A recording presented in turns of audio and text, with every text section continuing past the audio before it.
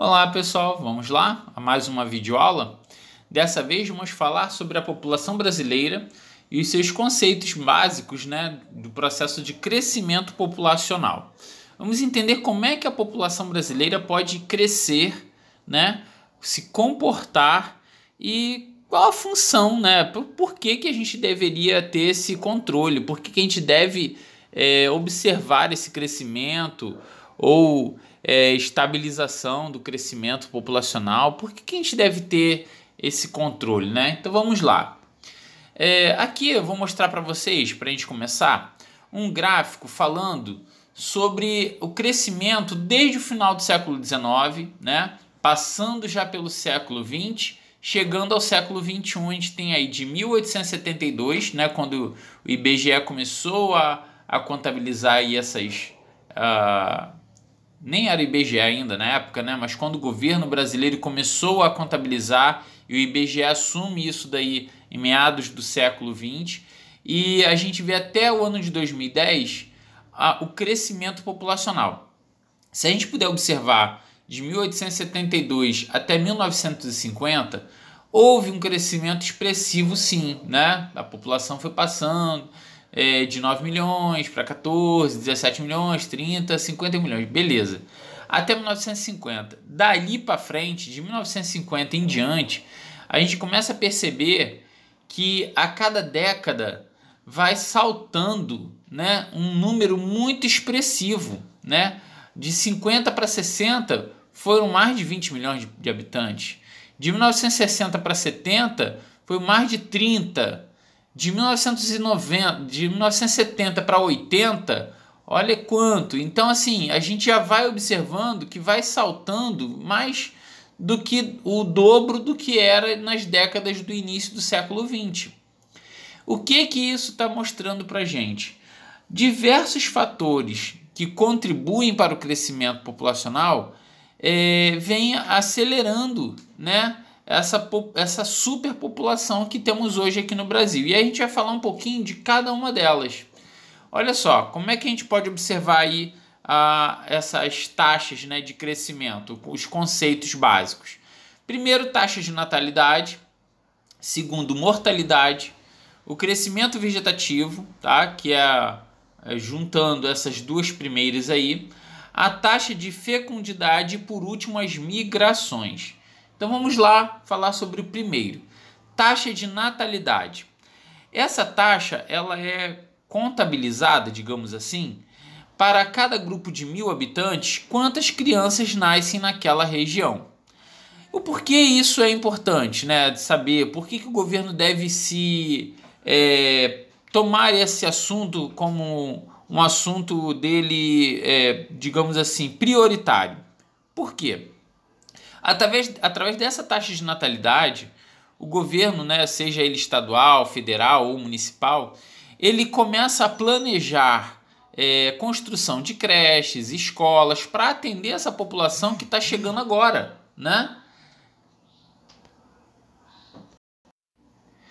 Então, a gente vê que essa taxa de natalidade tem essa função de nos manter preparados, para absorver essa população que está chegando, As gestantes precisam fazer pré-natal, precisam de um acompanhamento médico, as crianças vão precisar de creche, de escola e por aí vai. Então a taxa de natalidade acompanha o número de nascimentos, Vamos lembrar de natalício, Natal significa, num feriado religioso, significa o nascimento de Jesus. Então natalício vem de nascimento, ok? Taxa de natalidade refere-se a taxa de nascidos, crianças que estão nascendo. A outra é a taxa de mortalidade. Olha que foto que eu coloquei, bem legal. Bem sombria, Cemitério. Não, então olha só, é só para a gente poder compreender. Existe o ciclo natural da vida, A gente nasce, cresce, reproduz e morre. Então a gente tem aqui a taxa de mortalidade, que também, semelhante à taxa de natalidade, a gente contabiliza para cada grupo de 1.000 habitantes quantas pessoas estão morrendo ali.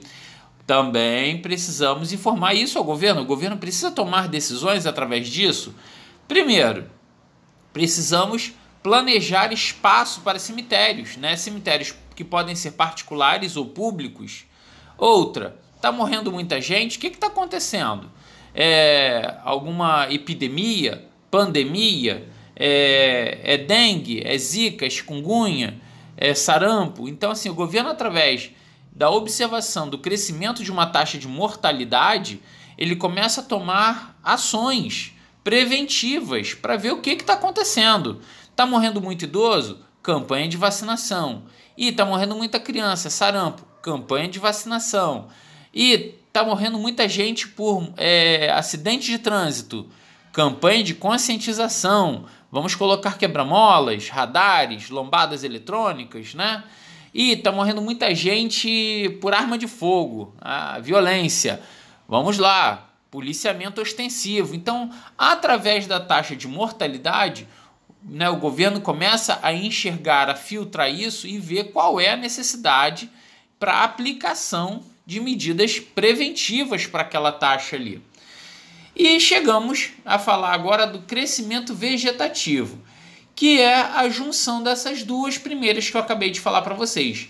A taxa de natalidade e a de mortalidade. A diferença entre uma e outra faz com que a gente tenha esse crescimento vegetativo, tá? Muito bem. Chegamos na taxa de fecundidade, né? As grávidas.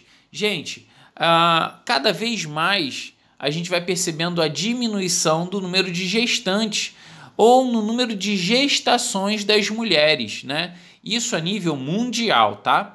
As mulheres estão hoje em dia cada vez mais sendo necessárias serem inseridas no mercado de trabalho. Com isso, o planejamento familiar, ter filhos, vai ficando para segundo plano. Elas podem até casar, mas não ter filhos logo de início, o que vai tardando o processo de composição familiar e dificultando o número de gestações, né? Então, assim, se a mulher planeja ter 2, 3 filhos, mas ela deixa para ter filhos lá seus 35, 40 anos de idade, ela já começa a se limitar a ter no máximo 1, se chegar a ter 1, porque já começa a perder a coragem, já começa a ter aquele receio, né, por conta da idade, que já começa a ser gravidez de risco, e aí começam a vir outras complicações que às vezes até desiste. Então a taxa de fecundidade vem caindo a nível mundial, tá? Isso daí já está sendo relatado por diversas instituições, diversos países têm demonstrado isso através das suas pirâmides etárias. Muito bem. O crescimento populacional também pode ser avaliado através da migração, tá? Esse conceito de migração significa se deslocar. O deslocamento de uma cidade para outra, né, de um país para o outro, que aí a gente pode falar sobre imigrantes, emigrantes, que fazem parte do processo migratório, ok? Então a população pode crescer também através dos seus imigrantes, ou pode diminuir, que é o caso de algumas cidades no Nordeste do Brasil, né? Cidades que estão situadas numa região de sertão, que elas acabam perdendo seus habitantes para outras cidades com melhores condições de vida, né? Então a migração também pode influenciar o crescimento populacional de uma determinada cidade ou país. Muito bem, para a gente finalizar aqui, eu já estou chegando na pirâmide etária. A compreensão desse gráfico faz com que a gente perceba, né, se aquele país está tendo um número muito expressivo de nascidos, né, de nascimentos, de crianças que estão nascendo, e de expectativa de vida, até quantos anos aquela população vai chegando. Vocês observarem aqui, ó, essa coluna da esquerda vai da idade de 0 até 80 anos, tá? Ou mais. O lado azul do gráfico significa homens e o lado vermelho mulheres. E a gente vai vendo aqui, ó, que por esse censo, olha só, censo de 1940, o Brasil se comportava dessa maneira. Uma base muito grande, ou seja, um número de crianças bem grande, vai chegando na fase adulta, né, dos seus 25 a 30 anos, vai diminuindo, e a expectativa de vida era de menos de 80 anos. Chegar aos 80 anos, em 1940, era uma dádiva, né? E hoje em dia é muito comum a gente conhecer aí alguns vizinhos, parentes mesmo, né, dentro da nossa própria família, termos parentes que facilmente passam dos 80 anos, porque a gente tem aí já uma qualidade de vida melhor, medicamentos, avanço da medicina, vacinas, né? As academias em praça pública, que isso fez um condicionamento melhor para os idosos. Então, isso há um prolongamento de vida, né? Há uma expectativa maior de vida, ok? Muito bem, pessoal. Chegamos aqui ao final e eu estou deixando para vocês o exercício da apostila na página 124, 125, 126 e 127. Façam os exercícios, acompanhem as videoaulas e bons estudos para vocês, ok? Até a próxima, pessoal!